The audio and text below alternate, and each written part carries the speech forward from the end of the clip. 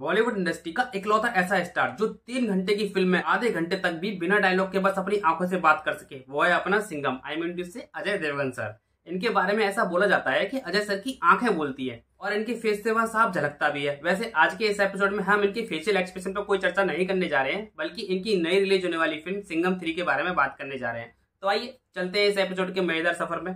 नमस्कार दोस्तों, स्वागत है आपका अपने YouTube channel late Latif review में।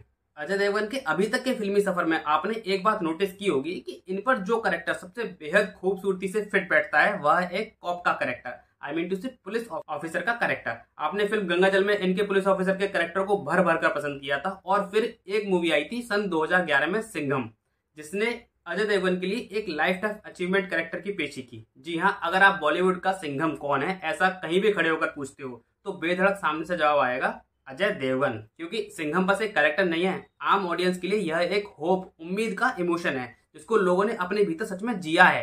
रोहित शेट्टी ने 2011 में जो मूवी ऑडियंस को दी थी उसी मजे को फिर से बनाने के लिए 2014 में सिंघम रिटर्न दी। लेकिन मूवी भले ही चली हो, लेकिन वह जो मजा सिंघम वाला मजा था वह ये मूवी नहीं दिला सकी। इससे एक बात तो साफ पता चलती है कि अकेले सिंघम भाव के दम पर तो पिक्चर को हिट नहीं कराया जा सकता। तो ऐसा भाई कौन सा मजा रह गया सिंघम रिटर्न्स में, मतलब कि सिंघम रिटर्न्स से ऐसा कौन सा मजा गायब था जिसकी वजह से ऑडियंस उससे कनेक्शन नहीं बना पाई।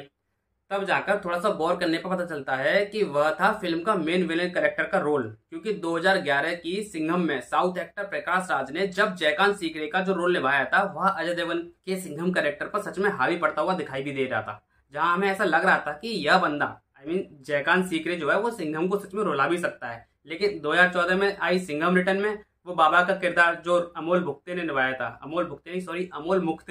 था वह कभी भी उतना ज्यादा हमें गंभीर लगा ही नहीं। हम सबको वह सिंघम के सामने मामूली सा एक नॉर्मल किरदार लग रहा था, जिसकी वजह से एक भी चिंता की शिकन हमारे चेहरे पर पूरी फिल्म के दौरान कभी बनी ही नहीं। और इसी वजह से पूरी फिल्म ऑडियंस से बस कनेक्शन बनाने का ट्राई ही करती रही, लेकिन वो कनेक्शन कभी बना ही नहीं। और अब इतने सालों के बाद रोहित शेट्टी सर सिंघम 3 के साथ सिंघम को वापस लेकर आने वाले हैं और इसी वजह से लोगों के बीच में सिंघम से ज्यादा एक्साइटमेंट उनके अपोजिट में आने वाले विलेन के कैरेक्टर को लेकर दिखाई दे रहा है।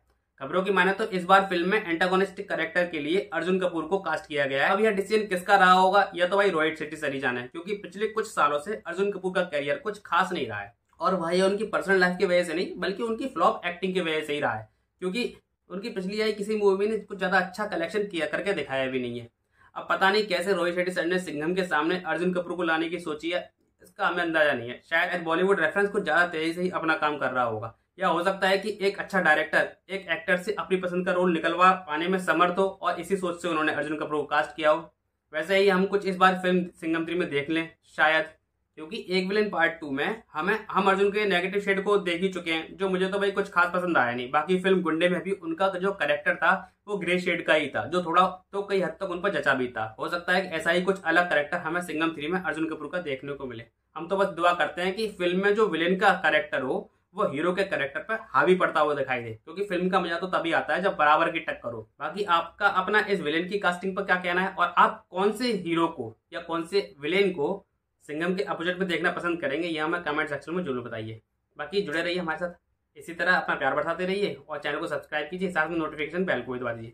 मिलते हैं आपसे अपने एपिसोड में, तब तक के लिए नमस्कार। अपना और अपनों का ख्याल रखिए और समय पर उससे बात जरूर करते रहिए। शुक्रिया।